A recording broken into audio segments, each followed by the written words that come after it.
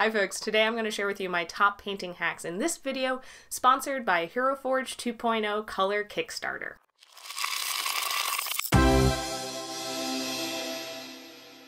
So these are a few tips and tricks, things that I do that I've found make it a lot easier on me when I'm sitting down to paint so that I can just have fun and be doing the best paint job that I possibly can. The first tip that I have for you is use a wet palette.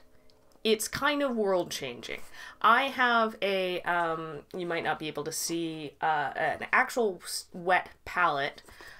It's got came with a sponge and a couple pieces of paper. You can use parchment paper when you run out instead of having to go buy more of that expensive stuff. And I just picked this up at an art supply store. There are plenty of places you can find wet palettes, and if you want to save a little bit of money, just take a Tupperware container, put some sponge or paper towel, depending on the size of your Tupperware container, wet that down and put a little bit of parchment paper on top, and ta-da, you've DIY'd a wet palette. Now the idea with a wet palette is that it helps keep your paints wet.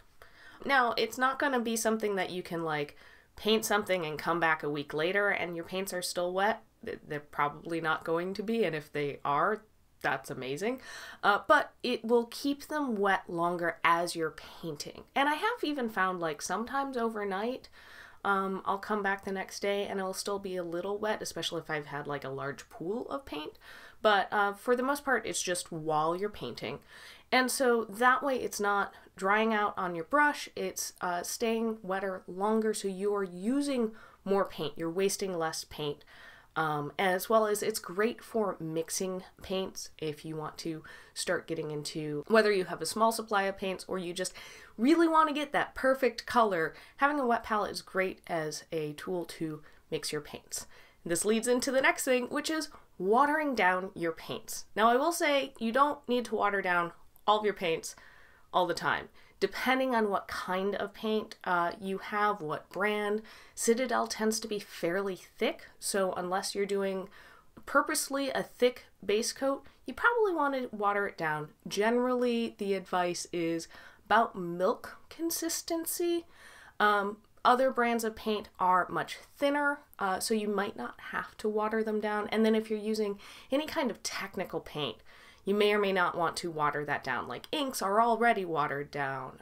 If you're using a specifically dry brush paint, you don't want to water that down because dry brushing, watering it down makes it not dry. Watering your paints down is also going to make it a lot easier if you're layering, doing any kind of gradients, stuff like that. You can water it down to the consistency that you want your paint to be at. So you've got your paints ready, you've got your wet palette, and now you're ready to start painting, but you don't necessarily want to just be holding the mini on its own. The reason why is, you know, you might put your finger in wet paint and smudge something, or as well as if you have any oils or dirt on your hand, it's going to end up on the mini, and then that can sometimes interfere with how well the paint adheres. So get a grip. I prefer to use just wine corks. I find they're a very comfortable size for me to hold in my hand.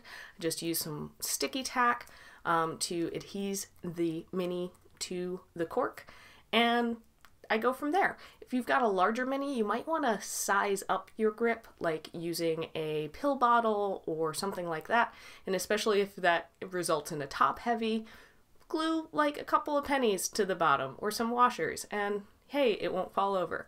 There are companies that make grips specifically designed for miniatures that will like hold on to it at the bottom without sticky tack, but for me, this works just fine. And hey, if you are a wine drinker or know somebody who's a wine drinker, free. The next tip is a way to solve an issue that everyone I have talked to that has ever painted a mini has had this problem at least once, if not several times. I know I've done it a couple of times and had countless close calls, and that's how not to drink your brush water and how not to dip your brush into like your coffee or tea or whatever it is you're drinking. If you're sitting down for an evening of miniature painting, you probably want to have a beverage with you to, you know, keep your stay hydrated. It's important. So this hack is have different glasses for different things. I have a mug from my childhood theater company that the handle broke off. So I turned this into my paint water mug because I can't pick it up by accident. So if I have a mug of coffee, I'm going to pick that up by the handle, and hey, this has no handle. I'm less likely to accidentally drink this. Now, this doesn't quite solve the dipping in the wrong mug, so I've upgraded. So this is my paint water thing, and I drink out of a thermos. Just one of these travel mugs. Something with a top. Great if you've got a hot beverage because it'll keep it that nice warm temperature for longer. And it also works if you're just drinking plain old water and you can't dip your brush in it. Now you might like bend your brush, but if you start to feel that resistance, you'll go, oh no, and stop. And yay.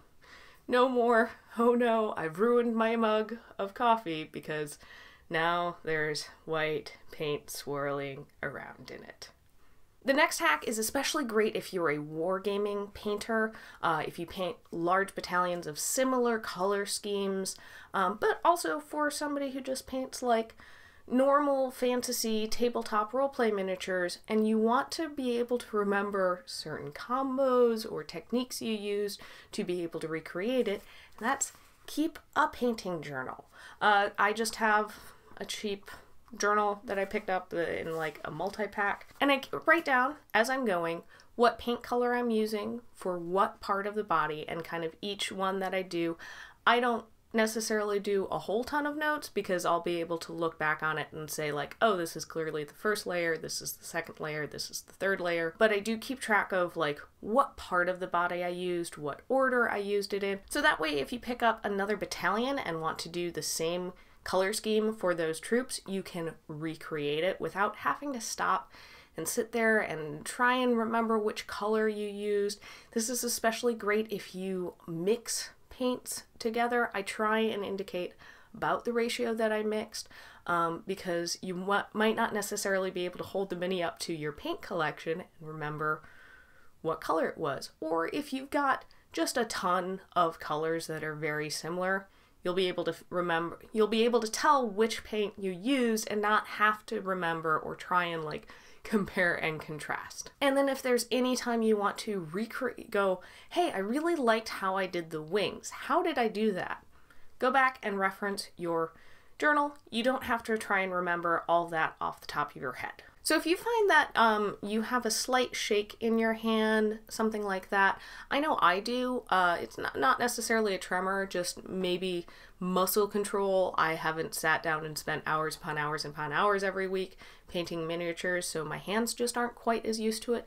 To minimize that, especially if you're doing detail work, push your hands together. So if you're holding your miniature, don't just have your hand that's holding the brush kind of floating out in the world. There's a lot of movement that your arm and your hand will do that you might not really even be aware of until you're trying to like paint that little tiny detail on the face. Instead, brace your the bottoms of your hands, tops of your wrists, whatever that part is called, together. I know there are some painting grips that also have like things you can rest your hand on, or resting a finger on your other fingers, finding ways that you can just clue in a little bit more spatially to where your hands are in relation to each other. And that will also stabilize if you do have a little bit of a tremor to minimize that, and you'll end up with much better control over your paint, so much better detail. My last painting hack is setting aside the colors you're going to use on your miniature. So essentially planning out, at least basing in the main colors. So saying I'm going to paint the shirt blue and the apron tan and the pants black. I started doing this because I found that I would focus on painting one piece, saying like, oh, I think I want to have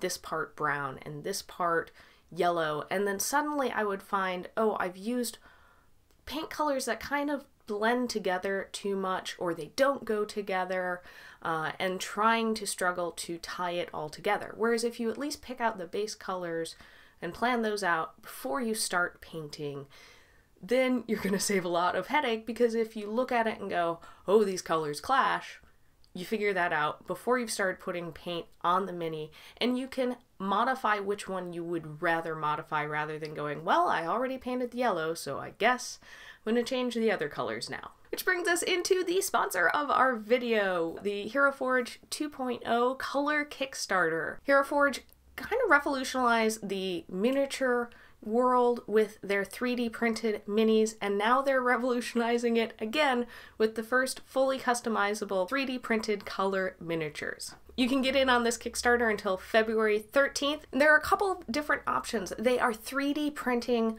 fully colored minis, and these are kind of amazing. I was surprised when they sent us a prototype how much detail and variation in the color. It's not just this part's blue, this part's brown. It really does look like a painted miniature, and this is all 3D printing. You can also design your miniature and have it sent off to a professional painter. So if you're somebody who does have a tremor in your hand, or you just don't enjoy painting, but you want to have a color mini on your table, hey, this is a great option to do that. And also they have their online color design tool where you can go in and you can preview different colors on your mini. And so this is a great method to, even if you are just getting the normal 3D printed miniature, but you can go in, plan out what your paint scheme is going to be before you actually sit down and paint. So you can sample it, look at it and go, okay, well, what if I put this as, what if I change this particular color in this area, or change this, play around, tweak it, and then once you're happy with it, then you can pull all of your paints, sit down and paint, and know that the mini that you're going to end up with is going to be exactly how you want it to be. So those are my painting hacks. I'd love to hear if you have any additional ones down in the comments below. Let's make everybody's painting life easier so we can sit down, paint some minis, and have some awesome color minis on our tables. Don't forget to go and check out the Hero Forge Kickstarter. There'll be a link down in the description below. If you enjoyed this video, go ahead and hit that like button, and don't forget to subscribe if you haven't already so you don't miss any of our upcoming videos. Thanks so much for watching, and we'll see you next time on Roll for Initiative. Bye!